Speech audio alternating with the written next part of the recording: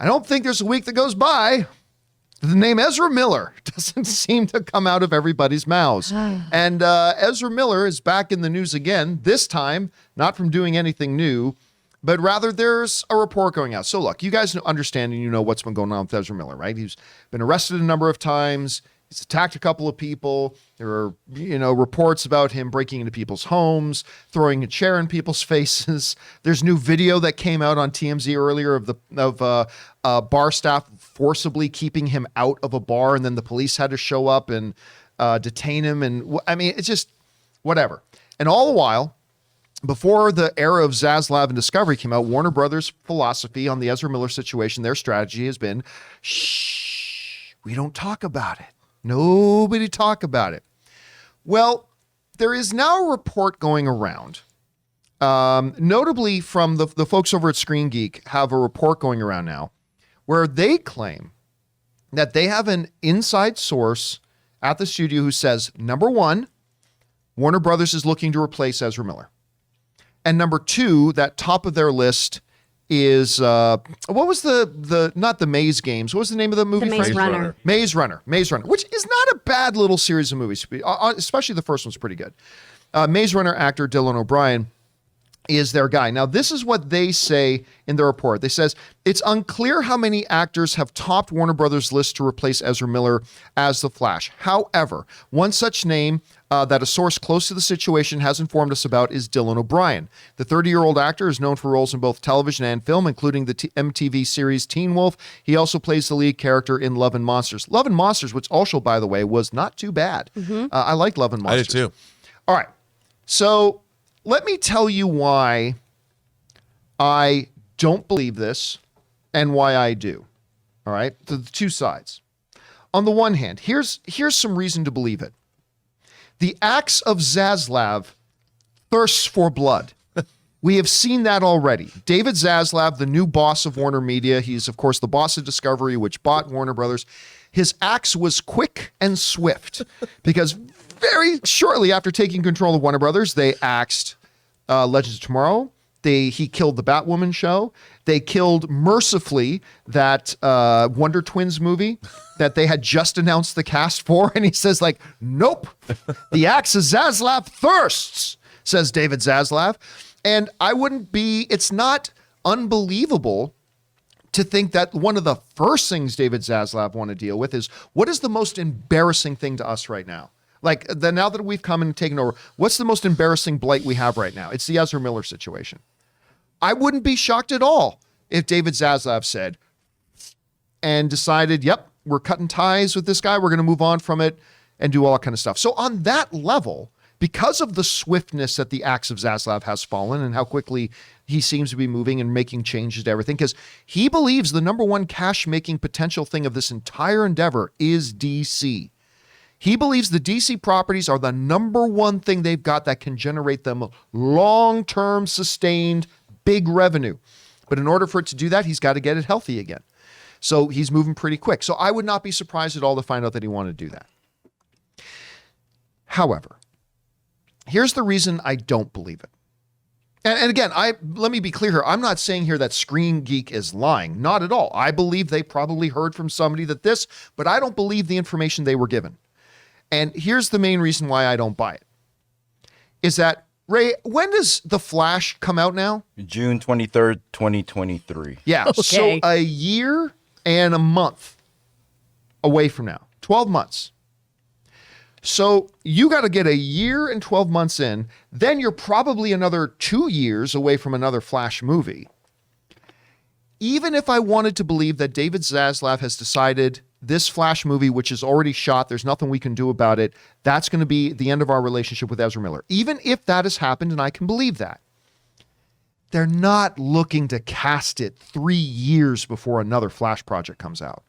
They're not looking to cast it right now. Now, they're not going to wait till 2 weeks before shooting a new Flash movie or whatever to do it, but they're not going to do it like 18 months before they get something in front of cameras. There's no need. The first Flash movie is a year away. Why on earth would they be looking to recast now? There's no point to it.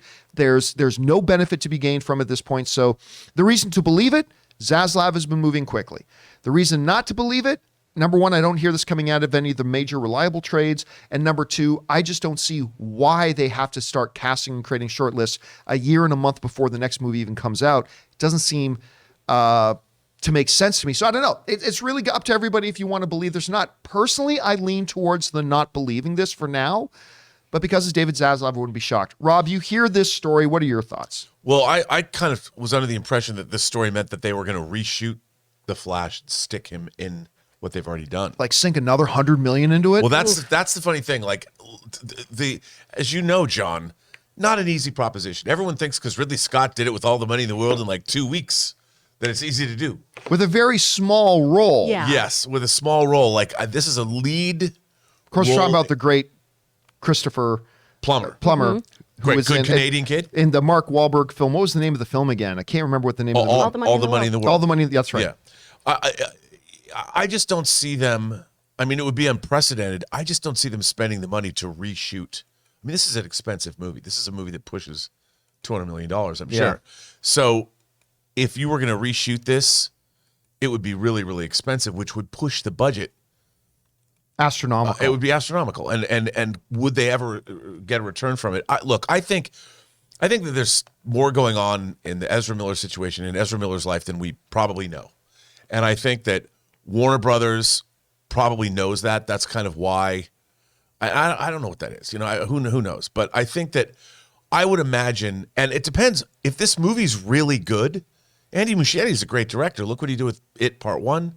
Studio likes him. I'll tell you what, that's why I look, with all the drama going on, I am still legitimately looking forward to this movie. Me too. Because Andy Muschietti is directing it. And I think it could be a lot of fun. Michael Keaton coming back as Batman. This movie has a lot going for it. And like you said, winning cures everything. Yeah, it does. And if this movie is really good and it comes out, that's a good thing. I mean, and again, maybe Ezra Miller will get whatever's going on in his life. He'll get help for that. And we'll find out more, and the public can forgive him or whatever. I hope so. But I just, I'm selfish. I just want to see this damn movie. Yeah, still you're in a bit away.